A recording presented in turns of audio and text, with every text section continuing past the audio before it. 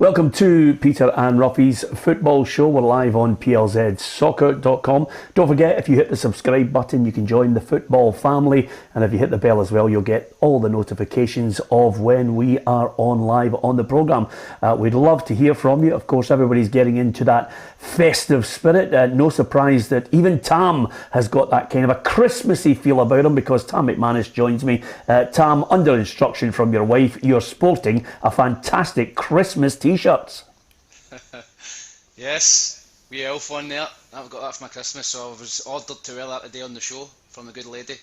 No, listen, looking forward to Christmas and looking forward to seeing if I'm going to get an extended break with the joint response group speaking today.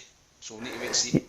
Yeah, absolutely. I mean, that is what's going to occupy our shortened programme. We're just trying to bring you up to date with everything that's happening. Tam McManus is here with me. You can give us your thoughts as well on what you think will be happening with regards to the winter break. Should the winter shutdown be brought forward to Boxing Day? That's the big decision that's going to be made by the 10-man board. They've been speaking to the clubs. The general suggestion at the moment, Tam, is that quite simply, I think 10 of the clubs out of the Premiership are actually favouring this shutdown being brought forward to Boxing Day.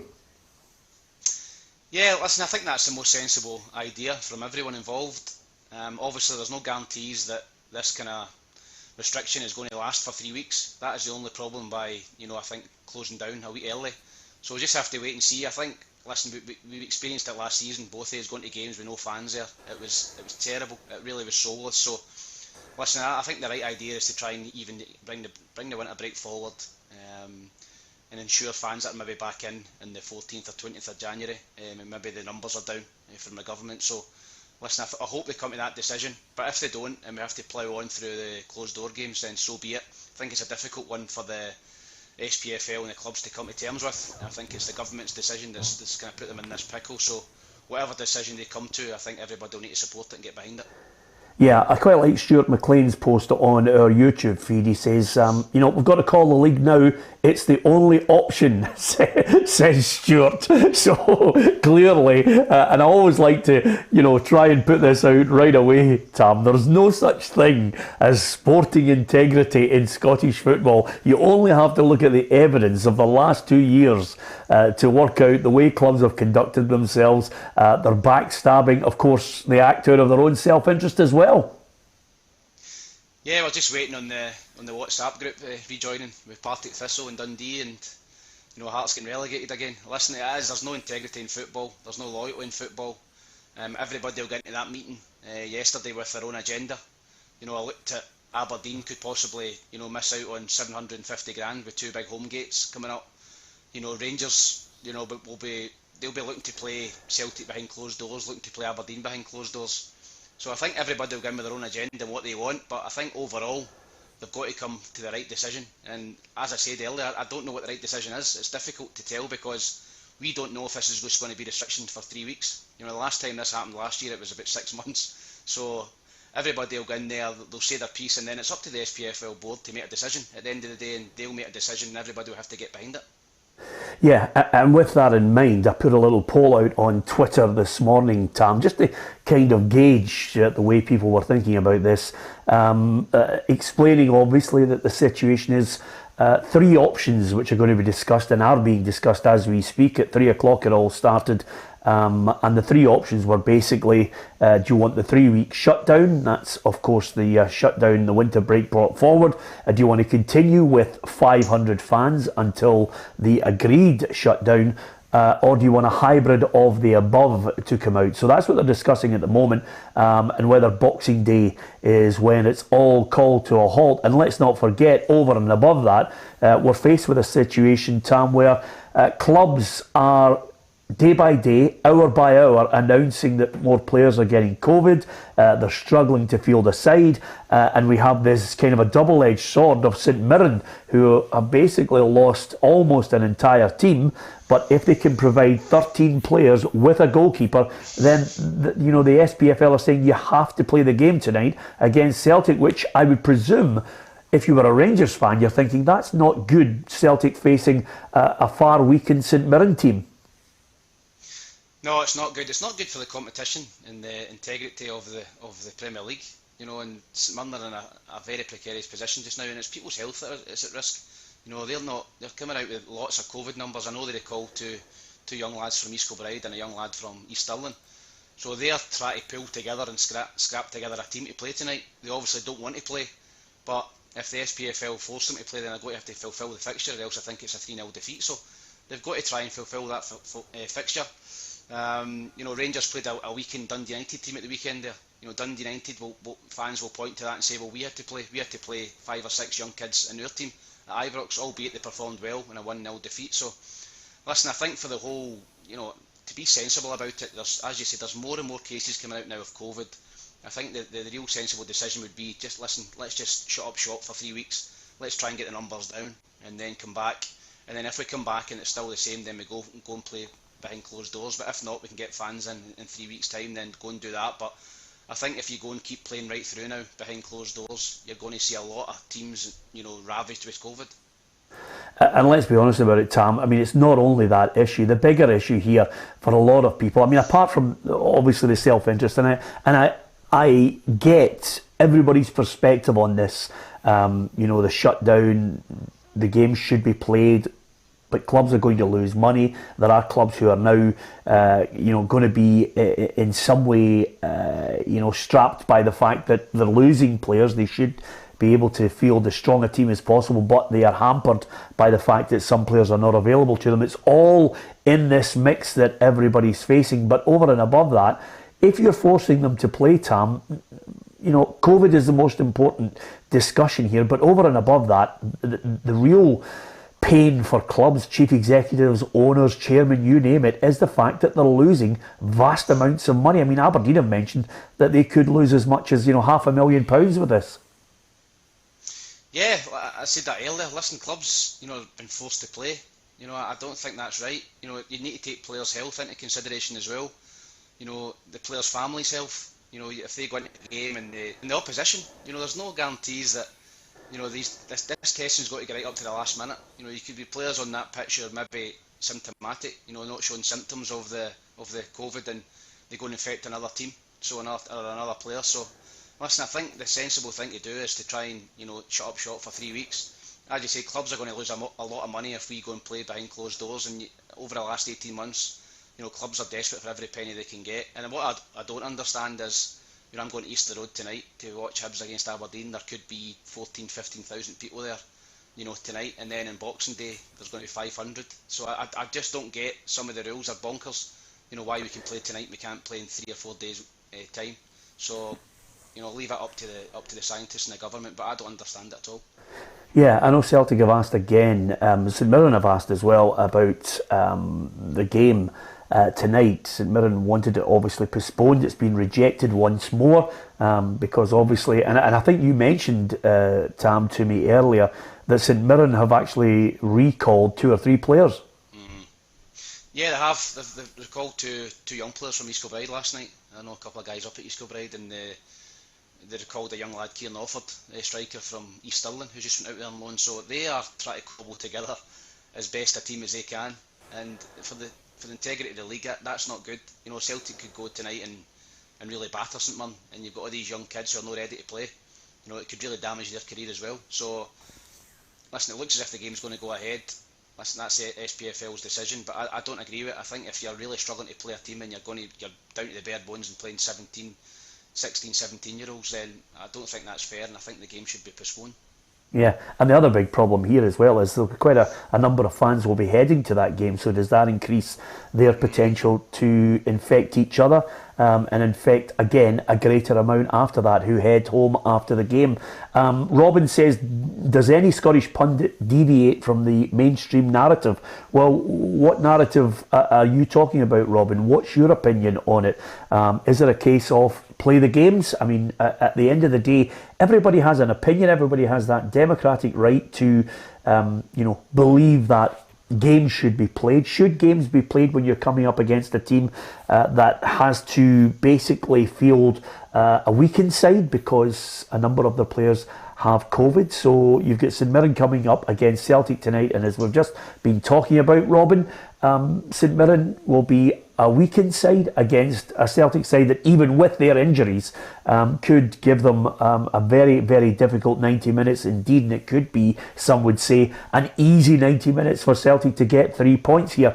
That's the big debate. Tam himself has mentioned also that Hibs against Aberdeen, they'll be going through to play that. How many people will turn up? How many people will get infected from this recent virus that's come up? It's the Omicron virus, with Delta not as prominent in the UK now.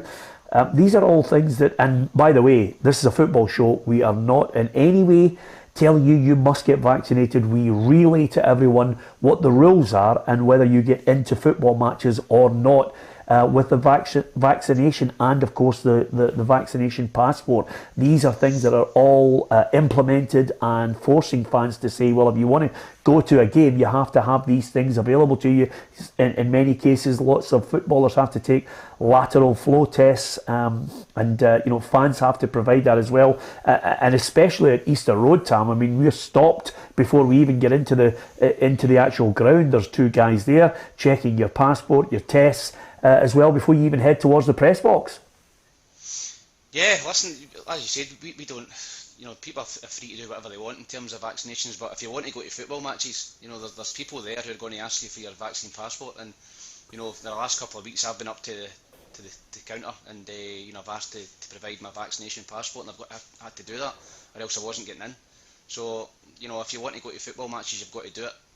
I do feel sorry for people now who have took all their vaccinations, took their booster, done everything right, wearing face masks, and now, we're back into restrictions, so, but that's for the government, to sort out. But I do feel sorry for people. But if you really want to go to the games, you're a supporter and you want to go to the games, then I'm afraid that you're going to have to provide the information that people are desiring. Yeah, and the other aspect of this, and again, sometimes if you don't have all the facts available to you, then quite simply, we can guess, we can start to wildly speculate, and quite a lot of people on here mentioning the fact, that they want to wait and see what Sky says on this. But I think Alan Burrows was quoted in the last 24 hours of mentioning that, Sky have an agreed amount of games that they show through the season. Call-offs are part and parcel of it. They don't necessarily dictate games going ahead. They don't say this must go ahead because we have it in our schedule. It is very much an agreement to show a certain amount of games. Where they show them, when they show them, in this unusual situation we have is not something that's forcing, I think, the SPFL board's hand or decision. No, I think that Sky, obviously, they put a lot of money into Scottish football, but it's not their decision really. And the thing I was thinking about last night was, surely they don't want to show an Old Firm derby or a Edinburgh derby with no fans there. 500 people there. It's not a great look on their channel. Yeah, can I ask you this, Tam? Yep. Is it an advantage that a lot of fans are moaning about? An advantage that if the game was to go ahead, that it's unfair on Celtic, who would be playing a home game with only 500 fans in, against Rangers? I mean, that's one of the accusations that's been highlighted. I think it is. I think it would be. I think that Rangers and Rangers fans would rather go to Celtic Park with 500 there than 60,000. I think the fact that you've got your home crowd behind you, 60,000, is a big advantage. So I totally get that. Same at Easter Road. Hibs are going to play Hearts at Easter Road. That'll be a full house. Hibs would want that big support behind them as well. So I think it would be an advantage for the away teams to go to the home teams and not have any fans there. So yeah, I do get that point. But at the end of the day, everybody will have a gripe, whether that's games or players injured, or past games where players have been forced to play and teams have had weakened teams. So every club will have a gripe somewhere along the line. So I think they've all got to get together and try and get, really, a safe aspect to go and play football again for the players. Yeah, and of course a lot of people have free time on their hands, Tam, because they're getting ready for the festivities. They're making Christmas dinner for their close family, and also obviously some people have got enough free time to get all the strips framed as well, and they're looking great behind you. You've started to get them all framed, Tam. That man cave looks magnificent. No, it is. It's coming together now. I've been slowly but surely trying to get a lot of my strips framed, and as you know, I played with a lot of clubs, so I need a lot of wall space. And I've got them up on the wall behind me. I'll try and get use of that wee Hibs one in the corner there as well. Just peeking away. So nah, I'm trying to get it all done just now. My wife's been good. She's been putting them in the frames for me, and I've been helping her put them up. So hopefully my family come up on Christmas Day. They'll enjoy looking at them all. Yeah, absolutely brilliant. Listen, just before you go, obviously we were hoping that maybe this story would drop. I have been checking every outlet to see whether the clubs have got the notification that quite simply this is not going to go ahead, but there's still nothing dropping yet. That meeting's still going on as we speak, so the deadline obviously is getting pushed further and further back. Hopefully we will indeed get the details of that when it does indeed materialise. But games will go ahead, Tam. Hibs against Aberdeen, what did you have for that one? Because this is getting mightily close in our head-to-head, Tam. I don't think there's much difference between our bottom end and the top end. Yeah, it's getting very tight. Thankfully I've had a good couple of weeks, so I've managed to catch up Gabs and Hugh ahead of me. So it's quite tight there. I've went for a draw tonight. I think it'll take time for Sean Maloney to implement his ideas, and his tactics into that team. He's only been in there a couple of days. I think for Hibs' point of view, I think it'd be good for them to have a wee extended break. It would give Sean Maloney an extra couple of weeks to go and work with the players, in training and get his ideas across. So I think Hibs would be quite happy if that happened. But I think it would be a draw. I think I've went for 2 each. I think Aberdeen have turned a corner. I think they are now starting to pick up results. Hibs have not been great at home this season, so I find it hard to split them, so I went for a draw. Yep, you've gone for the draw. I'm going for the Hibbies to win it by 2-1. The Sean Maloney factor to kick in right away and send everybody delirious through there. I think it's a good appointment, Tam. I don't know about you, but I think he's a smart boy. I know Sean well, very articulate, got his own ideas. And of course, I think the grounding that he's had with the likes of Roberto Martinez, the players that he's played with, the teams that he's played for, I think it's exciting times ahead. I don't know about you. Are you excited by Sean Maloney as an appointment? I am. I think a lot of the Hibs supporters are excited as well, Peter. As I said, I think a lot of the names at the top of the market who were linked to the job, you knew what you were getting. They were solid, they had good CVs, they were solid. You knew what you were getting when they came in. I think Sean Maloney's definitely a punt from the board. I think every appointment is a gamble, but I think it is a little bit of an extra gamble because he's never been number one before. But I just like the way he speaks, I like the way he coaches. As I said, in football circles, the word is he's very, very good. He's a good coach. I know him and Gary will take a lot of the training. And it's just, I think they need to get off to a good start. But I think when you get a new manager and new ideas, a new philosophy, you have to get the players on board quickly. And I think if they can pick up results quickly, then the players will start believing in it. They'll start believing in the manager. If you get off to a poor start and it's not working, a lot of questions will start to get asked within the dressing room and in the stands. So I think it's vitally important for Sean and Gary to get off to a cracking start, and I think they can do that tonight. Yep, okay, I've gone for 2-1 in that game, Tam. Of course, we're talking about fans going to football matches. St Johnstone against Ross County. Now, for any fan that does turn up to that match, it's two teams that are struggling at the bottom end, and I don't know about you, but I've gone for 0-0. I can't see anybody scoring in this one, Tam. I just think it's going to be one of those games where the ball at the end might need hospital treatment because it'll be spending, a lot of time getting battered in what I think will be a blood, guts and thunder match. Huge game at the bottom. I've said before, these are 6-pointers. When you're playing against a team that is going to be down there, you've got to try and at least not get beat. Ross County are in good form at the minute. They're playing really well. They're playing with confidence. I think they're 5 games unbeaten. St Johnstone been poor. They need this transfer window badly to get some fresh blood in. But I've went for Ross County to win it. I think Ross County have got more in the final third. I think they've got more quality in the final third, and I think that'll just be the edge tonight. And I think I've went for 2-1 to Ross County. Yep, okay, and the final one with this game changing hour by hour because of St Mirren's dropout in players with COVID, and of course Jim Goodwin really up against it. Because it's changed so dramatically and we're not allowed to change our predictions, Tam, I've gone for St Mirren 0, Celtic 8. It's an unusual scoreline, but You know, I've gone for 3-0, but I get the feeling that this one, I mean, of St Mirren, I cannot wait to see this side that he's going to field. I think the game should not go ahead, because I think, you know, it's just totally unfair when you're coming up against a weakened side. So I've gone for Celtic 3-0 before this, but now I think, you know, if we could change it, I would change it. I think I've went tighter. I think I've went for 2-1 to Celtic. And as you said, if St Mirren play a really, really weakened team and Celtic are strong, then it could be a 3 or 4 nothing job easily. So I don't agree. I think the game should be abandoned. It should be called off due to health risks. But you know, St Mirren have been pleading for the last 2 days. I think every couple of hours to the SPFL to call it off, and as of yet, it's not been called off. And I think it's too late now to call it off. You know, we've fans travelling all over the place to come to the game. You know, hospitality, you'll have, you know, all that stuff. So I think it's too late now to call it off, and it will go ahead. But I think Celtic will go in the game very comfortably now. Yeah. Okay, just before we go, 3 players that I'm going to put to you, and you can give me, I know you like the odd flutter with McBookie. So on that basis, I've got Everton expected to come back in for Nathan Patterson. Have we seen the last of him in a Rangers jersey? Will he be in the blue of Everton come January? Money talks, Peter. I think if Rangers got offered 9 or 10 million for him, I think they would take it.